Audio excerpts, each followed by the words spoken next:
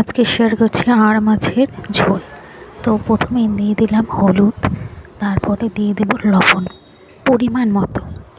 এবার লবণ হলুদ দেওয়ার পরে দিয়ে দেব সরষের তেল, তাহলে মাছগুলো গায়ে ফুটে আসবে না, যেহেতু না আঁশ ছাড়া মাছ।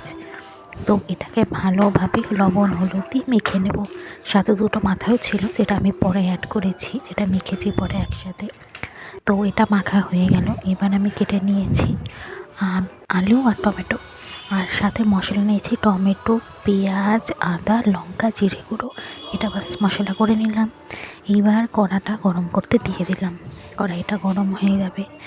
এইবার কড়াইটা গরম হয়ে গেলে দিয়ে দিলাম পরিমাণ মতো তেল। তেলটা একটু বেশি দিতে হবে, আর মাছ যেহেতু, নাহলে গন্ধ করবে।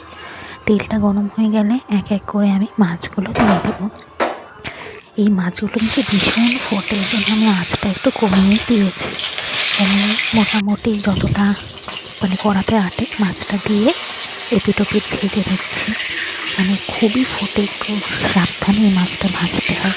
তো যাই হোক, আমি এটা প্রায় রান্না করি, তো আমার অতটা সমস্যা হয় না, আর ভেঙেও যায়, খুবই কম ভাঙেই না বলতে গেলে আমার এই মাছটা ভাজতে। এই তো ভেজে নিচ্ছি, তোমরা দেখতেই পাচ্ছ। এবার ভাজা হয়ে গেলে মাছগুলো নামিয়ে নিলাম। নামাটা তোমাদের সাথে শেয়ার করা হয়নি, এইটুকু মাছ ছিল না, আর অনেকটাই মাছ ছিল। আবারও ভেজে নিচ্ছি। আর মাছের লেজটা আমার খুবই ভালো লাগে, আর এই যে মাথাটা।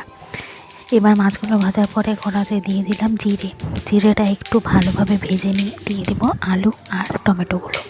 আলু টমেটো ভালো করে একটু ভেজে নিয়ে দিয়ে দেবো যেটা মশলা করে রেখেছিলাম, সেই মশলাটা দিয়ে দিলাম।